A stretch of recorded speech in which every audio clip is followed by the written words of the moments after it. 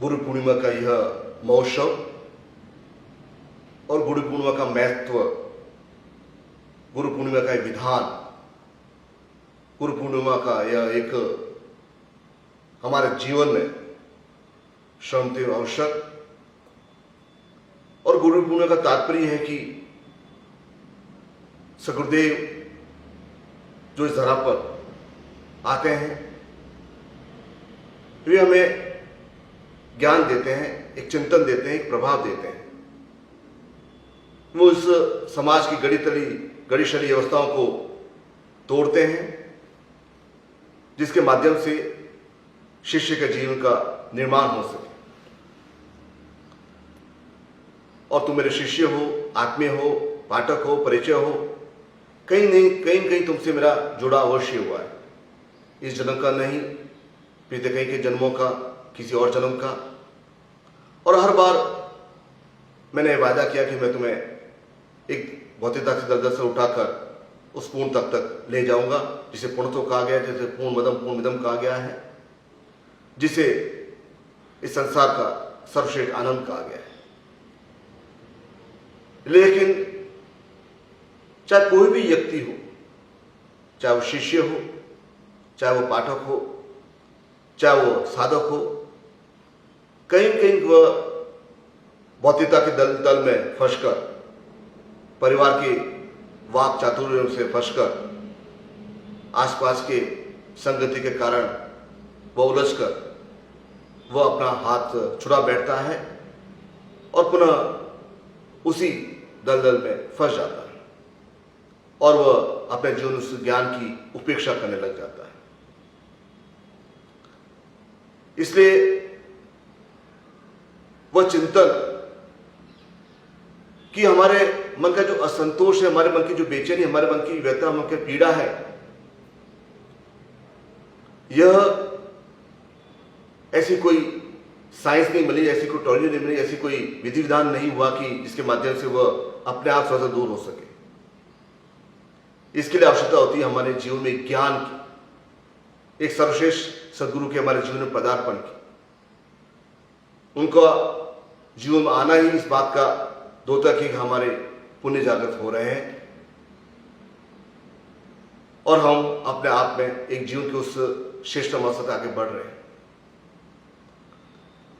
और यदि हम पूरे जीवन का विवेचन करें तो हम जिस पर गर्व करते हैं, चाहे वो भौतिकता पर गर्व करें, चाहे रुपये पैसे पर गर्व करें, चाहे वह संसार में संसारिक वस्तुओं पर, संसारिक वस्तुओं पर गर्व करें, तो यह गर्व तो बेमानी है, यह तो एक नष्ट होने वाला है। यह गर्व हमें वह आनंद नहीं देता, वह परमान नहीं देता, वह यह हमें एक दुख दे सकते हैं, हमें तकलीफ दे सकते हैं, पीड़ा दे सकते हैं, लेकिन वह एक आनंद, वह चेतना, एक वह पूर्णता, एक वह स्थिरता में प्रदान नहीं कर सकते। इसलिए इन भौतिक वस्तुओं को संग्रह करना, इन भौतिक वस्तुओं के पीछे भागना, इन वस्तुओं को संग्रह करने की एक आदत करना, यह अपने आप में एक जीवन से बेमानी है।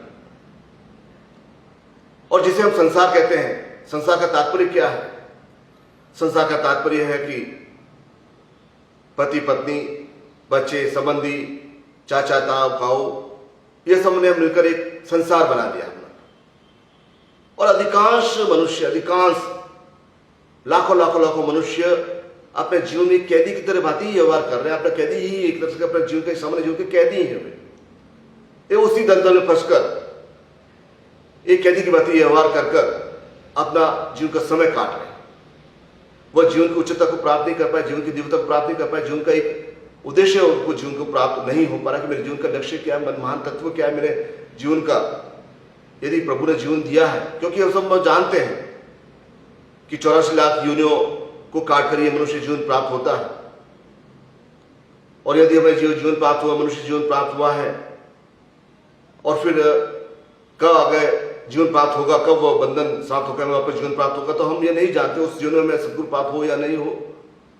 लेकिन इस जीवन में, इस योनि में हमें मनुष्य जीवन मिला है, तो उस जीवन के माध्यम से हमें यह ज्ञात होना चाहिए, हमें यह चेता प्राप्त होनी चाहिए, हमें दृढ़ता प्राप्त होनी चाहिए कि मेरे जीवन का महानतम लक्ष्य प्राप्त करना है। और लक्ष्य भौतिकता नहीं है, वह लक्ष्य रुपये पैसे नहीं है, वह लक्ष्य सांसारिक वस्तुओं को संग्रह करना वह जीवन का लक्ष्य नहीं। यह तो एक प्रकार से एक बेईमानी सा है जिसका कोई मोल नहीं है आपके जीवन में। कुछ क्षणों के लिए, कुछ पलों के लिए, कुछ यह एक सुख दे सकते हैं, लेकिन आनंद नहीं दे सकते। मानसरोवर में उड़ने वाला हंस ही जान सकता है कि वह उस आनंद की क्या परिभाषा है। इसे जब तक हम किसी चीज से आसक्त रहेंगे, आसक्ति बनाकर रहेंगे, किसी चीज को लगा के बैठेंगे, जब तक संसार में आशा अस्तित्व रहेगी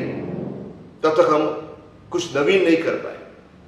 जैसा हमें सिखाया गया, जैसा हमें बताया गया, जैसा हमें कहा गया, उसी तरह से हमने जीवन को आगे बढ़ाया।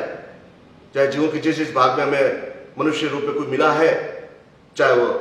मेरा माता पिता पहले हैं, मेरे चाचा मिली, चाहे पत्नी मिले, चाहे बच्चे मिले, पति मिले, जिस प्रकार से हमें बताया गया, जिस प्रकार की हमारी बुद्धि थी, हमारा सोच विचार था, जिस प्रकार से हमारी क्रिया थी, उसके प्रकार से हम जीवन में आगे बढ़ गए।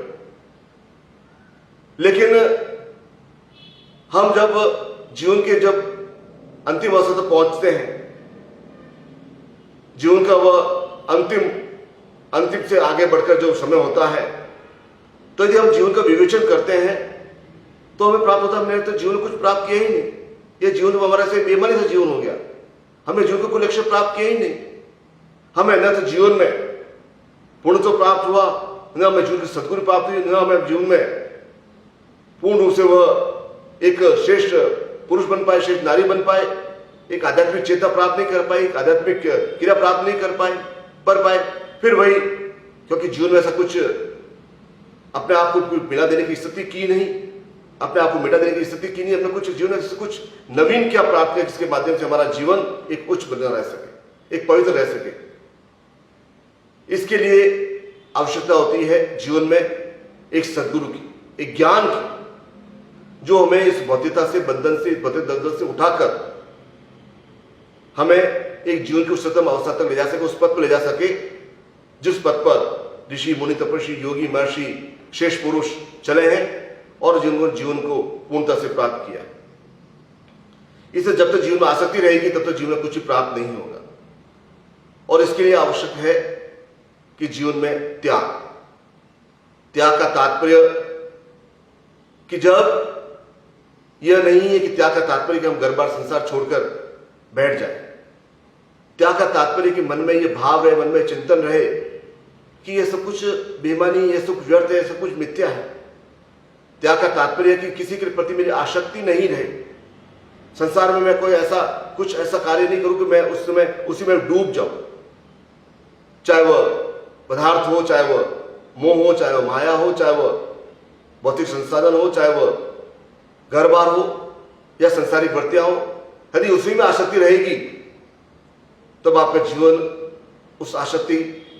के साथ साथ जीवन व्यतीत हो जाएगा, वह जीवन एक नष्ट प्राय हो जाएगा। इसलिए सभी कहते हैं कि यह जैसे जीवन स्टार्ट होता है, व्यक्ति मृत्यु की ओर बढ़ता है। हर एक व्यक्ति मृत्यु की ओर बढ़ रहा है, क्योंकि उसने मृत्यु से अमृत्यु जाने का कभी प्रयास किया ही नहीं।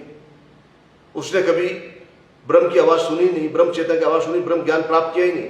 ब्रह्मत्व क्या होता है वह प्राप्त किया ही नहीं, और विशिष्टत्व क्या प्राप्त होता, पूर्णता क्या आती। क्योंकि हमें छोटे छोटे पदार्थों को प्राप्त करने के लिए हमें परेशानी, पीड़ाएं लेनी पड़ती है, जहर पीना पड़ता है। इसे संसार में कहा गया है कि मनुष्य के पास जो है वो उससे खुश नहीं है, जो नहीं है उसके लिए वह लालच रहता है। उदाहरण के तौर पर यदि किसी के पास 3 कमरे का घर है और वह घर पे आराम से रह रहा है, एक परिवार है, लेकिन आसपास देखा कि 4 कमरों का घर है, 5 कमरों का घर है, और फिर वह जीवन में वह आ गया मन में कि नहीं, मुझे भी ऐसा मकान चाहिए, घर चाहिए, और उस घर के पीछे आपने सारा कुछ बेचैन, आपको आवश्यकता है उसके लिए रुपये पैसों की, और आपकी वह आमदनी एक प्रकार से ऐसी आमदनी है, लेकिन उसको प्राप्त करने के लिए आपने अपना सब कुछ चैन वगैरह सब कुछ समाप्त कर दिया, आपने अपना सब कुछ उसमें खपा दे कि मुझे यह प्राप्त करना है। इसी प्रकार से चाहे सौंदर्य के माध्यम से वह वस्तुएं हो, चाहे वह श्रृंगार के माध्यम से वस्तुएं हो, जितनी आवश्यकता है उस आवश्यकता से अधिक मनुष्य संग्रह करने का प्रयास करता है, और संग्रह को प्राप्त करने के लिए वह अपने जीवन में निरंतर कोई न कोई कार्य करता रहता है। एक नौकरी करता है, 2 नौकरी करता है, व्यापार करता है, दिन भर व्यापार में डूबा रहता है। फिर वह अपने न परिवार को समय दे पाता है, न वह समाज को समय दे पाता है, न वह कुछ और अन्य क्रिया कर पाता है, क्योंकि वह संसारी वृत्तियों में आगे बढ़ गया है। संसारी वृत्ति उसके ऊपर हावी हो गई है। एक संग्रह करने की उसको एक और अधिक बड़ी चाह, क्योंकि उसका आवश्यकता नहीं है, फिर भी वो उस चाह को पूरा करने के लिए वो एक रोबोट की भांति जीवन में कार्य करता है। तो इस आसक्ति को समाप्त करने के लिए, इस आसक्ति को दूर करने के लिए जीवन में जो तनाव है, परेशानियां है, बाधाएं, पीड़ा है, उसे हम किस प्रकार से कम करें। जो असंतोष चल रहा है हमारे जीवन में, किस प्रकार समाप्त करें। क्योंकि यह एक ऑटोमेटिक क्रिया नहीं है कि समय आने पर यह सब कुछ सही हो जाएगा। समय आने पर यह मनुष्य अपने मन को दिलासा देता है, मन को देता है कि नहीं समय है, समय सब ठीक करेगा, समय सब ठीक करेगा। लेकिन समय कैसे ठीक करेगा? जब समय आ जाएगा तो आप किस प्रकार से वहां जगह खड़े होंगे, तभी तो आप ठीक कर पाएंगे। कोई दुविधा है, कोई पीड़ा है, तो किस प्रकार से आप करेंगे? तो ऐसे एक शख्सियत की हमें आवश्यकता होती है, एक महापुरुष की आवश्यकता है जीवन के उस मध्य काल में, जो हमें उस आनंद के पथ पर हमको आकर्षित कर सके, आगे बढ़ा सके, अपनी वाणी के माध्यम से, अपने कर्मों के माध्यम से, अपनी क्रियाओं के माध्यम से, अपनी तपस्या के माध्यम से, साधना के माध्यम से, अपनी समझ के माध्यम से, ताकि और उसके अंदर एक प्रभावित करने की योग्यता होनी चाहिए। क्योंकि जब तक वाणी एक श्रेष्ठ होगी, व्यक्ति अवश्य कहना मानेगा, साधक अवश्य कहना मानेगा। उसका क्रिया कैसी होगी संसार में। इसलिए गुरु पुण्य का महत्व इसलिए कि अवतरण करने का, एक गुरु को एक प्राप्त करने का गुरु पुण्य का महत्व यह है इसलिए कि हम उस व्यक्तित्व के बताए हुए मार्ग पर चलकर उस पूर्णत्व को प्राप्त कर सके, जहां आनंद का जरा निरंतर प्रभावित होता रहता है। लेकिन यदि आसक्ति साथ में है तो वह प्राप्त नहीं हो पाए। यदि मन में छल है, कपट है, मन में वह सब कुछ संसारिक वृत्तियां है, तो वह आनंद प्राप्त नहीं हो पाए। और जब तक वह आनंद प्राप्त नहीं हो पाएगा, फिर वह वापस आपका जन्म, फिर वापस कैदी की बात जीवन व्यतीत करना, क्योंकि हमने अपने आप को एक संसारिकता से बांध दिया अपने आप को। हमें बाहर निकलने में भय लगता है, क्योंकि हमारे अंदर जो ब्रह्म है, जो ब्रह्मत्व है, और ब्रह्मत्व का तात्पर्य गुरुत्व है, तो हमें बार बार पुकारता है, हमें बार बार हमें, क्योंकि ब्रह्म है वह सत्य है, सत्य हमें बार बार उस रास्ते पर चलने के लिए हमें प्रेरित करता है। लेकिन हम ब्रह्म की बात अनसुनी कर देते हैं, क्योंकि हमें लगता है कि यदि मैंने ब्रह्म की बात सुन ली तो मेरा सब कुछ जो संसार का वो सब सुख समाप्त हो जाएगा, सब कुछ मुझे छीन जाएगा। तो हम ब्रह्म की बात को अनसुनी कर देते हैं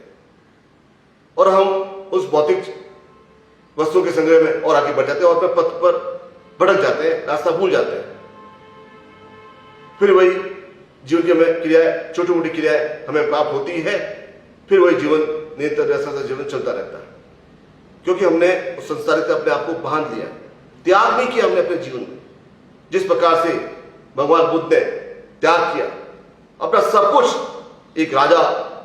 होते हुए भी अपने सारे वस्त्र, अपने सारे जो भी उनके पास संसाधन थे,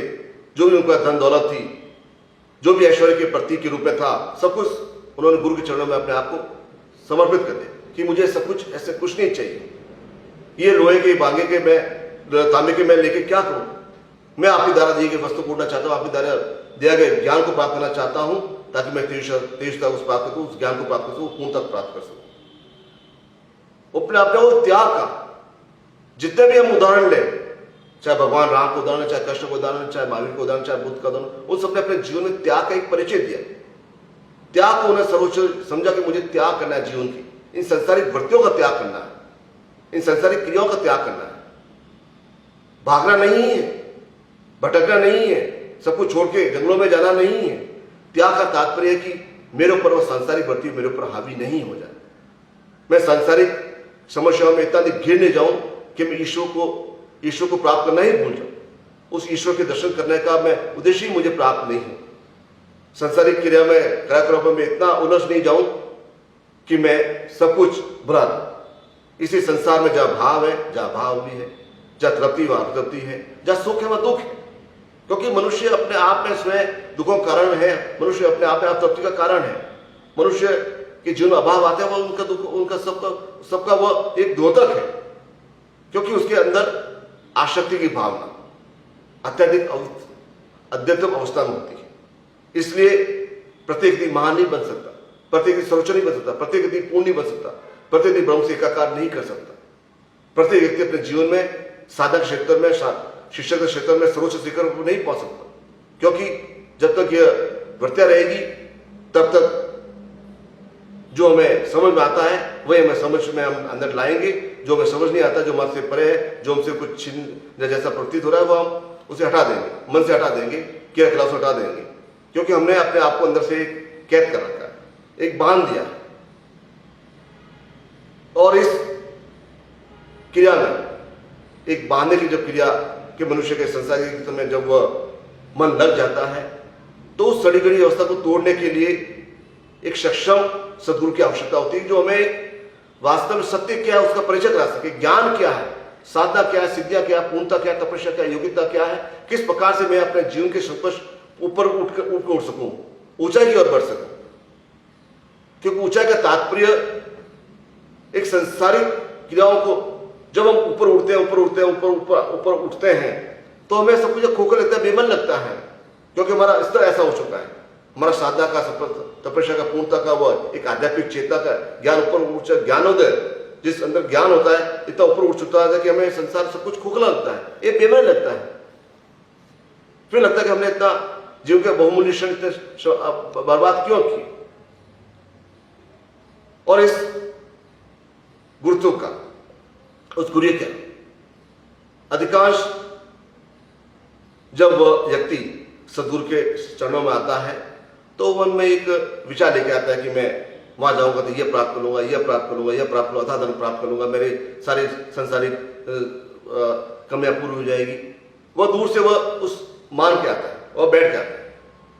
और जब वह गुरु चरणों पहुंचता है, वह ज्ञान के चरणों पहुंचता है, तो वह जब उसे प्राप्त होता है तो मन उसका एक प्रकार से उसका एक मन में एक वेद आता है। इसलिए क्योंकि उसने केवल एक सांसारिक वृत्तियों को प्राप्त करने के लिए ही उस ज्ञान को प्राप्त किया, और ज्ञान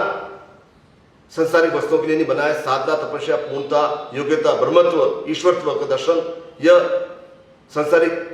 वृत्तियों को प्राप्त करने के लिए नहीं बने कि सांसारिक वृत्तियों में प्राप्त हो। यह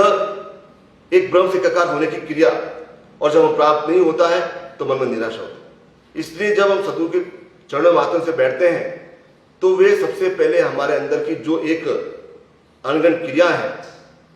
जो हमारे अंदर की एक अंतर मन में कला है, वे उसे समाप्त करते हैं, शांत करते हैं। वे हमें एक शांति प्रदान देते हैं। ये नहीं जाते कि चलो ये कर दिया, वह कर दिया। एक शांति का एक सुखद एहसास कराते हैं कि तुम्हें सर्वप्रथम मन में जो प्रश्न चल रहे हैं उन प्रश्नों को उत्तर करने के लिए तुम्हें एक मैंने पहले शांत करता हूं। अंदर उतारते, अंदर अपने अंदर भीतर उतारने की क्रिया करते हैं। अंदर उतारने का तात्पर्य, अंदर का जो एक क्रिया तत्व चेतना जागृति है मन में, शरीर में जो एक क्रिया विद्यमान है, उससे उनका परिचय कराते हैं कि अंदर तुम्हारे अंदर वह उस ज्ञान को प्राप्त होने के माध्यम से तुम्हारे अंदर वह मैं उतार रहा हूं ब्रह्मत्व क्रिया के माध्यम से, ताकि तुम स्वयं जान सको कि मैं क्या कर रहा हूं। जो अधीरता है वह समाप्त हो जाती है, जो कलह की स्थिति वह समाप्त हो जाती है। जब हम धीरे धीरे एक शांत हो जाते हैं, मन हमारा चित्त हो जाता है, मन एक जगह हमारा लग जाता है, हमारा स्वभाव एकदम से अनुकूल बन जाता है। क्योंकि गुरु का दायित्व गुरु करते हुए है, गुरु की क्रिया है इस संसार में ज्ञान देना, चेतना देना, ब्रह्मत्व देना, पूर्णता देना। और पूर्णता का तात्पर्य संसारिक वृत्तियां नहीं होती। पूर्णता का तात्पर्य केवल एक ही पक्ष को रखना, वह पूर्णता नहीं होती। पूर्णता का तात्पर्य है उस व्यक्ति के आध्यात्मिक लेवल में इतनी उन्नति पैदा करना, उतनी जागृति पैदा करना कि वह स्वयं ब्रह्म बन सके, स्वयं से एकाकार हो सके, स्वयं वह ब्रह्म की क्रियाओं में अपने आप को लीन कर सके। और मेरे शिष्यों, तुम्हारा जीवन इस धरा पर एक बूंद जैसा जीवन है। एक बूंद अर्थात जब बूंद जन्म लेती है तो उसकी जीवन की यात्रा होती है कि मैं सागर में विलीन हो जाऊं, विलुप्त हो जाऊं और उस महासमुद्र जाके मिल जाऊं। तो वो जीवन की यात्रा निरंतर करती रहती है। उसके मार्ग में कई बाधाएं आती है, अवरोधक आते हैं, कई रास्ते में रोकने वाले होते हैं, चाहे वो बांध के रूप में हो, चाहे वो और किसी और रूप में, लेकिन वो निरंतर निरंतर अवतरण होकर बहती रहती है, कहीं कहीं अपना रास्ता निकाल लेती है, और जब समुद्र जाकर विलीन हो जाती है तो एक महान बन जाती है, एक पूर्ण बनता है, एक विशाल बन जाती है। इसी प्रकार से इस संसार में सदगुरु को एक ब्रह्मत्व कहा गया, ब्रह्म कहा गया, ईश्वर तो कहा गया। गुरु ब्रह्मा, गुरु विष्णु, गुरु महेश्वर कहा गया है, अर्थात ब्रह्म अर्थात ईश्वरत्व, ईश्वर अर्थात गुरु। और जब आत्माशयों को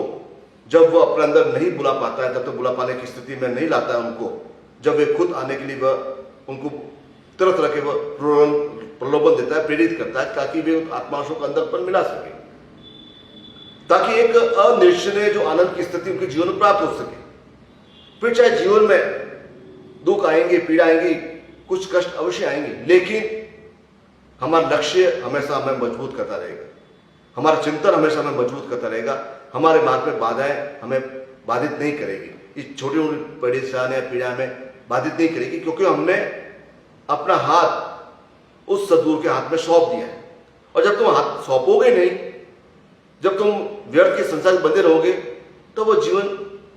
एक जीवन में प्राप्त हो गया है, लेकिन उस जीवन का मोल नहीं है। और जब तुमने अपने विचारों के माध्यम से भी, क्रियाओं के माध्यम से, अपने अंदर सोच विचार के माध्यम से जब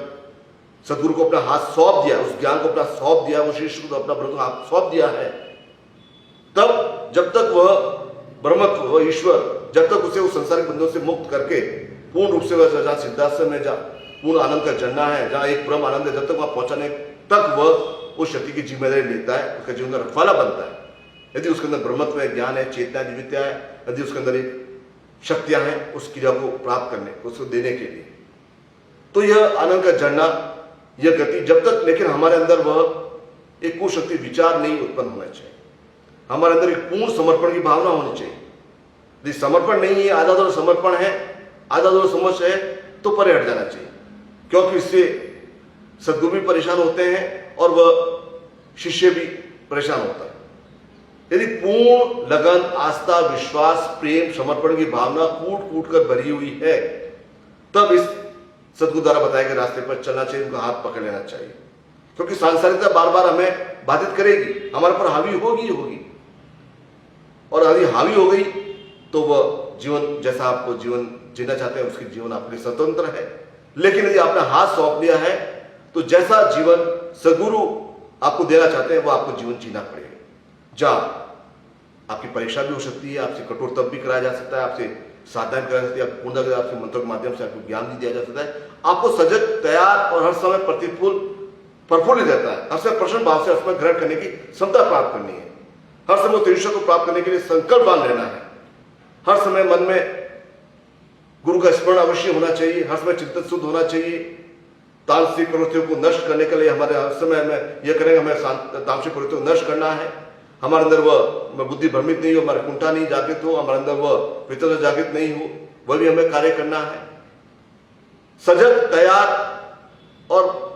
दिन प्रतिदिन एक नई प्रफुल्लितता के साथ कि आज एक और नया दिन हमें प्रभु ने दिया है, ईश्वर ने दिया है, गुरु ने दिया है, आज मैं स्वस्थ हूं ईश्वर की कृपा से, तो कृपा से संसार में मैं अपने आप में एक जागृत हूं, तो मैं इस दिन का सदुपयोग पूरा करना चाहता हूं। और जब तक गुरु चैन नहीं बैठते, जब तक आप किसी और के जीवन के रखवाले नहीं बन जाते, इसलिए क्योंकि सदगुरु के तो हजारों शिष्य, लाखों शिष्य होते हैं, हर एक का नाम होठों पे लेना उनके लिए संभव नहीं है, लेकिन शिष्य क्या कर रहा है, शिष्य कौन से कार्य कर रहा है, शिष्य कौन सी चेतना फैला रहा है, शिष्य कौन सा ज्ञान प्राप्त कर रहा है, कैसे कौन सी साधना कर रहा है, कौन सी सिद्धि प्राप्त कर रहा है, कौन सी तीक्षा प्राप्त, कौन से समाज के लिए कार्य कर रहा है, देश के लिए कार्य कर रहा है, अपने आसपास की भलाई के लिए, उन्नति के लिए, आसपास के हितों की उन्नति के भलाई के लिए, अपने आप में किस प्रकार आध्यात्मिक चेतना का फैलाने का कार्य कर रहा है, दुखियों की सेवा कर रहा है, पीड़ितों की सेवा कर रहा है, किस प्रकार से वह एक शेष कार्य कर रहा है, उस कार्य की मदद से संसार में ओटों पर, गुरु के ओटों पर उस शिष्य का नाम आता है। कार्य भिन्न होना चाहिए, कार्य औरों से हटके होना चाहिए, कार्य संसार को और अधिक बेहतर बनाने के लिए, अपने जीवन को और अधिक बेहतर बनाने के लिए, संसार में और अधिक श्रेष्ठता लाने के लिए, संसार में और अधिक जागृति लाने के लिए। इसी प्रकार से जब वह पूर्णतः तैयार हो जाता है तब गुरु उसके जीवन की डोर देते हैं, सौंप देते हैं कि अब तुम सक्षम हो, अब तुम पूर्ण हो। क्योंकि हमें वहां जाना है जहां हमारे जीवन में हर समय उत्साह रहे, प्रफुल्लता रहे, प्रसन्नता रहे, हर समय एक नवीन ताजगी रहे, नवीन चेतना रहे, हर समय अपने मन में उमंग लेते हुए, उमंग से और एक स्थिरता के साथ, एक तेजस्विता के साथ उस ज्ञान को प्राप्त करने के लिए दृढ़ निश्चय करते हुए संकल्प बन सके। और यही गुरु पूर्णिमा का महत्व है कि हम क्या संकल्प क्या लें, हम क्या चेतना प्राप्त करें, हम क्या क्या ज्ञान प्राप्त करें, हम किस प्रकार से अपने जीवन को पहचान, किस प्रकार से हम अब जो हमारे जीवन में दक्षिणांशी विचार उसको किस प्रकार से उसे समाप्त करें, किस प्रकार से नवीन ज्ञान को प्राप्त करें। क्योंकि नवीन ज्ञान आसपास की संसार युक्ति से प्राप्त नहीं हो सकता है। मित्रों के माध्यम से, पति पत्नी के माध्यम से, बच्चों के माध्यम से, समाज के आपके आसपास जो लोग परिचित हैं उसके माध्यम से आपको नवीन ज्ञान प्राप्त नहीं होगा, नवीन चेतना प्राप्त नहीं होगी, नवीनता प्राप्त नहीं होगी। नवीनता प्राप्त करने के लिए सदगुरु को प्राप्त करना होगा, उनकी खोज करनी होगी, उनके चरणों में बैठना होगा, एक शिष्ट विचारों के चरणों में रखना पड़ेगा, अपना सब कुछ संसारिकता को भुलाकर उनके चरणों में रहना होगा, तभी वे पूर्ण कर पाएंगे। क्योंकि हमें इसी संसार में, इसी जीवन में इस अवगुणों को समाप्त करना है, इस 84 योगों को समाप्त करना है। इसी संसार में हमें ऋषि तुल्य जीवन जीना है। इसी संसार में हमें हमारा जनक पश्चात हमारा नाम हो सके। संसार भारत के प्रत्येक कोने पर हम अपने कार्य के माध्यम से हमें जाने जा सके और सेवा, समर्पण, साधना के माध्यम से हम